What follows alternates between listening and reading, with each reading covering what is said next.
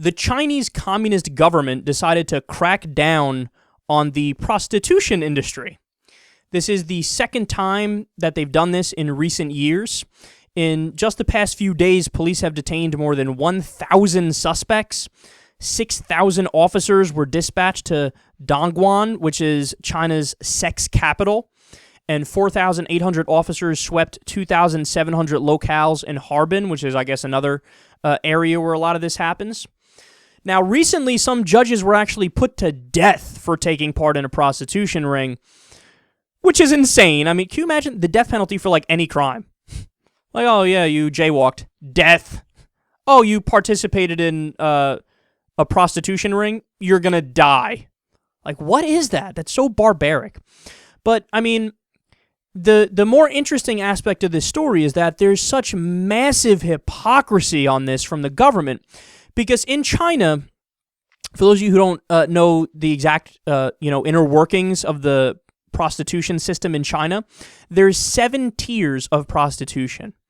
And basically the way it works is the higher the number of the tier, so tier 7, for example, the poorer the prostitution ring and the brothels and the prostitutes. So number 7, I believe, is like in rural areas with farmers and workers. You have these, traveling prostitutes that go there. And then you have, number 6 is like inner city prostitutes that are like street walkers, or maybe number 5 is a street walker. And there's a gradation of like, the quality of prostitute. There's 7 tiers, okay?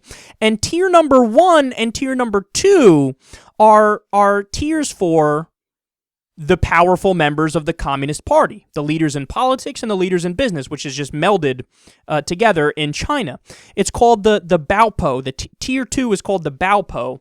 It means it's a packaged wife, which is a high-quality prostitute for men in positions of power. They spend the day with them, and they basically, eat dinner and they talk, and then, they'll go back to the room and fuck for a guaranteed payment for spending the whole day, basically, and they look gorgeous and they're dressed nicely, and that's the second tier. The first tier is also geared towards the powerful. So it's this really,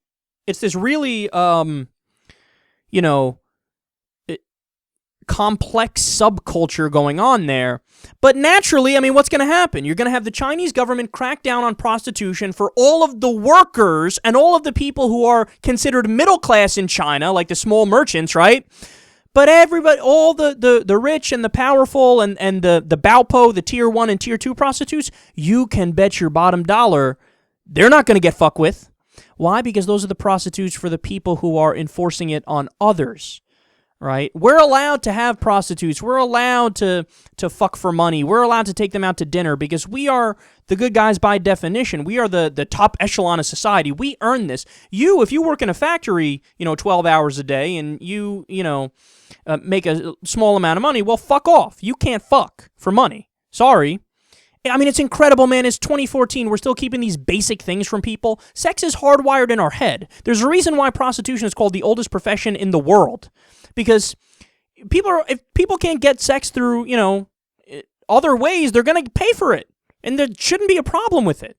I mean, you are also kind of paying for it in other circumstances. If you go out, take somebody out on a date and, I'll pay for the meal, we'll go to the movies, I'll pay for it, and then later you're sitting there going, please, at least give me a hand job. You're crossing your fingers and shit, like thinking in your head all these dirty things. Like, sex is natural, it's normal, it's part of being a human, and to try to crack down on it and act like, well, you're committing a crime. They're fucking, what are you talking about? You did that last night, what are you talking about? It doesn't make any sense. And there's the level of hypocrisy, and it's the level of puritanism left over. The fact that we don't have prostitution legal in all the modern countries and regulated so we have no STDs and it's just a normal thing that people get involved with, it drives me crazy because there's this leftover layer from just a primitive, Puritan, Middle Ages kind of mentality, right? That it just survived for whatever reason. That we just grandfathered it into our psyche today where we think, well, of course you shouldn't pay for sex. And why? Why? That's not an argument. Why? Well, because of our religion and it's not pure. And what does that mean? Fuck your religion. I don't have to believe your religion. And what do you mean it's not pure? What are you talking about? You can legislate that people have to wear protection. It drives me crazy, man. And the fact that these workers are getting so fucked over in the first place in China, right? They have no rights. They can't unionize. They get paid shit. They die young. There's so much pollution destroying their lungs and all that. And then on top of all of that, the one place they can go for refuge, right? Whether it's they get to, however, get some weed into China and smoke it, or opium or whatever, right? Their one refuge, the government, sex. The government's like, no, fuck that. You can't even pay for sex. Sorry. After a long, hard day's work and you don't make any fucking money and you hate your life, you can't even go and bust a nice nut at the end of the day to regain your sanity. Woo, man, that's some fucked up shit.